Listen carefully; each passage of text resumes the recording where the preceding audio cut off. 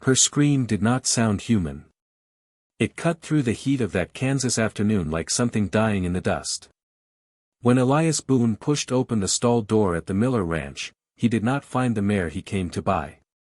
He found a young woman collapsed on the dirt floor, shaking so violently the straw around her shivered like dry grass caught in a sudden wind. Her legs were locked wide apart.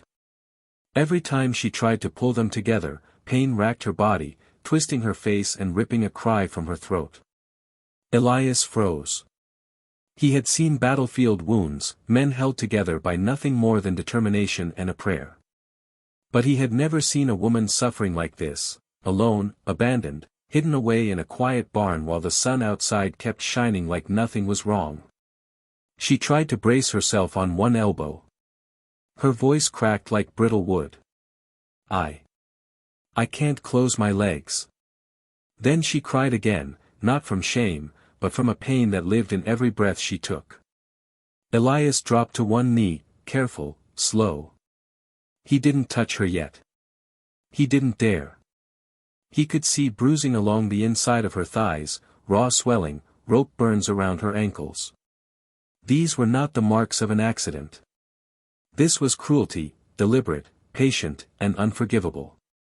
She tried to cover her legs with trembling hands. "Please don't leave me here," she whispered. "It hurts. I can't move." Something heavy settled in Elias's chest. He set his hat on the ground. "Ma'am," he said softly. "My name is Elias. I won't hurt you. Let me help." She nodded, barely. "My name is Hannah, please take me away. Please." He leaned closer, supporting her gently, but the second his hand touched her skin, she cried out and clutched his shirt with desperate fingers. She had been lying there for hours, maybe longer, and he could feel the fever radiating from her. Infection was already taking hold.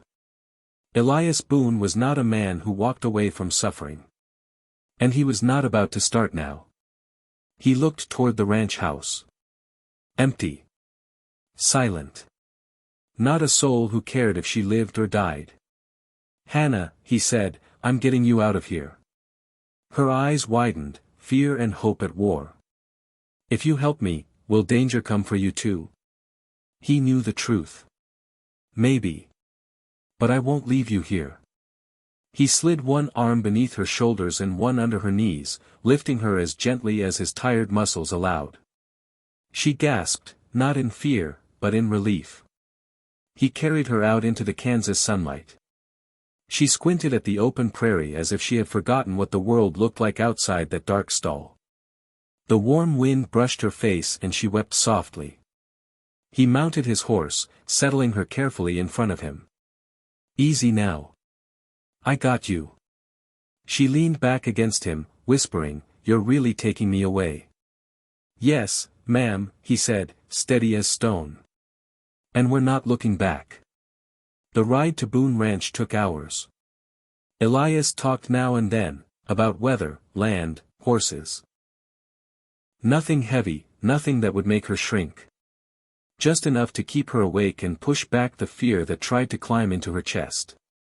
By the time the white fences of his ranch came into view, Hannah was trembling with exhaustion.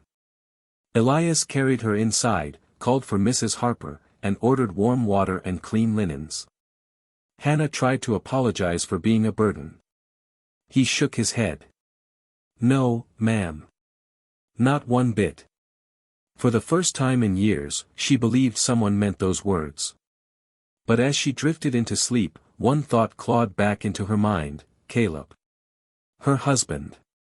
He would come. Hannah had been at Boone Ranch only 2 days when trouble arrived. Elias saw the dust first, a thin trail rising fast. Riders.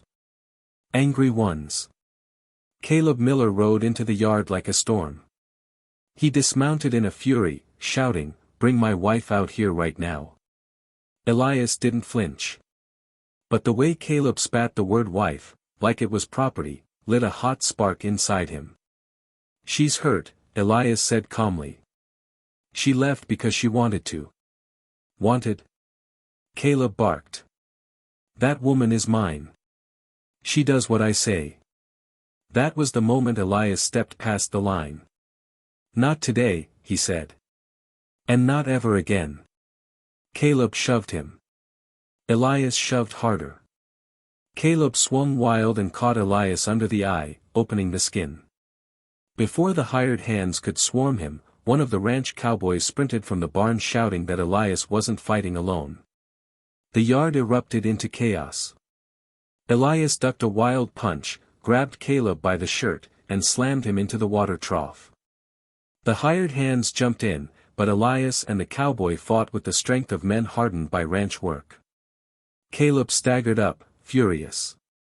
Elias grabbed him again. If you ever come near her, he growled, you'd better come with a preacher, and your last words ready.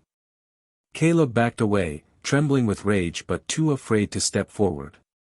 He spat in the dust and rode off shouting that it wasn't over. Inside, behind the door, Hannah trembled, but for the first time, it wasn't fear that shook her. Someone had stood between her and the man who hurt her. But the storm wasn't over. It had only begun. Elias rode to Dodge City that night, straight to Sheriff Cole Harding.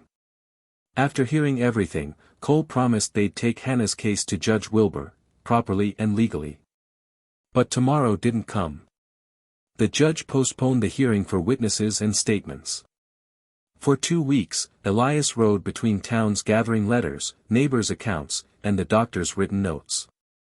Every night Hannah asked for news. Every night Elias told her to hold on. Finally, the hearing arrived. Hannah stood before the court, voice trembling but strong. She didn't describe pain or horror. She spoke of wanting peace. Of wanting to sleep without fear. When she finished, the courtroom went still. Judge Wilbur granted her a temporary order of protection. It wasn't victory, but it was hope. Months passed. Hannah healed. She laughed again. She worked in the garden and hummed while folding laundry. And one crisp morning, the doctor told her she was carrying a child. When Hannah told Elias, he sat down hard, then laughed softly through tears. Well, he said, look at that. Life finds a way. Far away, Caleb heard the news. His face twisted with shock and fury. He muttered this wasn't the end. But for Hannah, it was a beginning. Proof she had not been broken. Proof kindness grows things cruelty never could.